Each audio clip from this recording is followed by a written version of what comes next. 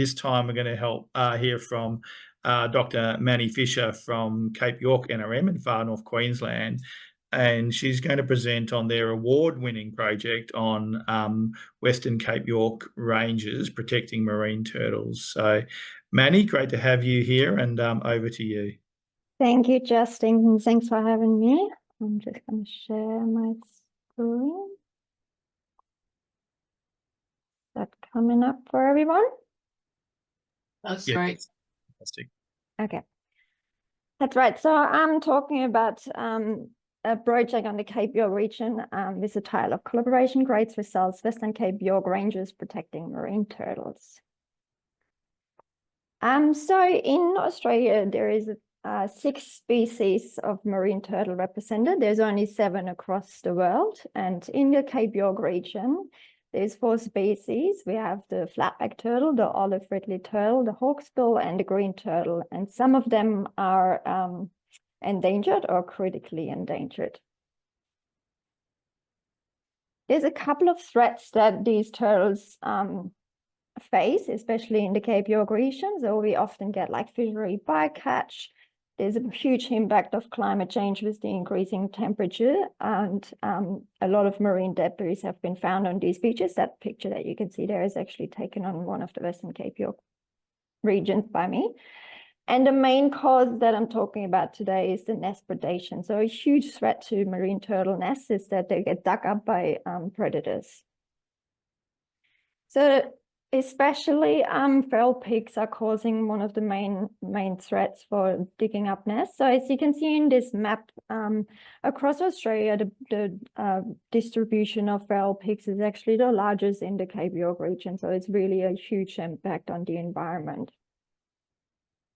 So nests are dug up not only by feral pigs, they are also taken by humans, like Aboriginal people, for ceremonial reasons, and other predators such as dingoes and goannas. The predation rates of turtle nests used to be more than 70%, up to 100% of some of these species. The nests are dug up, you can see in that middle picture, they're dug up by the pigs or other predators and completely destroyed, so there's absolutely no survival rate. Historically, there has been a fair bit of effort put in stopping this threat. So there has been a fair bit of like feral pig management and other management actions taken place. And officially, the Western Cape Turtle Threat Abatement Alliance was formed in 2013, which is also referred to WCTTAA. So who is WCTTAA? WCTTAA, like I just said, the Western Cape Turtle Threat Abatement Alliance, was established in May 2013 and is a partnership of 6 Indigenous land and sea owners and managers. You can see we're ranging from like the Komanyama region in the south up to Pombora, Arakoon, Napanum, Mapoon, and Bamaga. They work together on 8 beaches and 1 island, which is Crab Island, all the way up near Bamaga on the tip of Cape York. The vision of WCTTAA is to officially manage threats to coastal habitats and enhance the opportunities for nesting marine turtle populations on the Western Cape York Peninsula. On top of the land and sea rangers and managers, there's also a very, very large group of stakeholders involved. We are funded through the Australian and the Queensland government, and we contract our deliverable out to the Aboriginal shires, which then goes back into the WCTTAA program. And the program itself is coordinated by Cape York NRM, which is me. So I'm the WCTTAA coordinator sitting back in the office and then making sure everything is working together. So this alliance and the setup of the alliance with being completely Indigenous led and having such a huge impact on the environment is actually quite unique across the globe. So the coordinator, like I said, myself, Cape York NRM. Cape York NRM is mainly actually working across the whole of the Cape York region, not just the Western Cape. And our vision is to a healthy landscape, healthy community, and healthy economy for Cape York Peninsula. And it's important to us and our responsibility to address biosecurity issues in such a unique and also very, very, very isolated region of Australia. So I quickly touched on the predator management. So the Vector these days builds themselves these purpose-built aluminium cages that we use to protect these nests by putting them over the nest chamber to stop the predators to get into the nest and dig up the soil, or the sand in this case.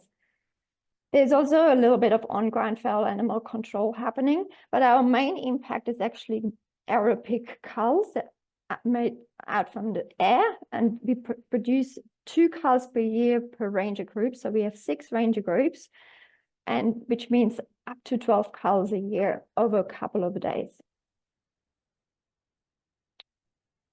This brings our predation rates, which used to be over 70% to date, down to less than 30%, which is below the sustainable clutch loss of turtles. You can see in this figure the impact. So like I said, Ragda was formed in 2013. So the first data kind of came in 2015, where the predation rates were very, very high. And this example, the flatback turtle, so by now, 2024, the predation rate is below the limit, which is the red line for most of these regions.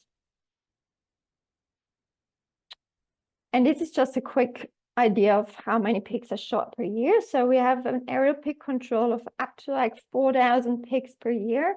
This is only the aerial pig control, so there's no on ground in this figure. And it doesn't even include all the ranger groups involved. So up to date, there is actually more ranger groups, more area covered. So the whole of Western Cape around Arrow-Croon and Beeper, that's also covered these days, which is not represented in this figure. But the numbers are huge. They were much bigger, obviously, when the pig impact of pigs was larger. But now that they're shot every year, the numbers are going down.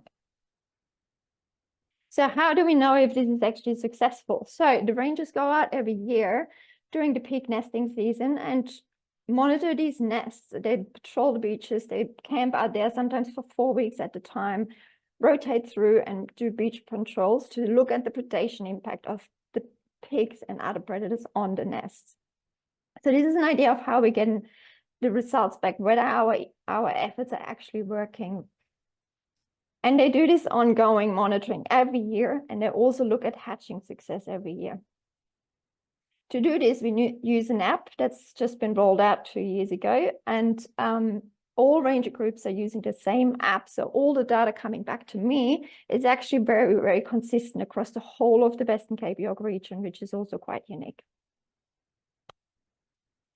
So this effort has been recognized first by the National Feral Pig Management Plan. They have decided that Vector and the Cape York efforts is one of the 6 demonstration sites for the National Feral Pig Management Plan, where we represent our efforts compared to other areas in Australia and showcase how successful it is and how we measure our impact, because a lot of people do pig control but don't actually measure the impact.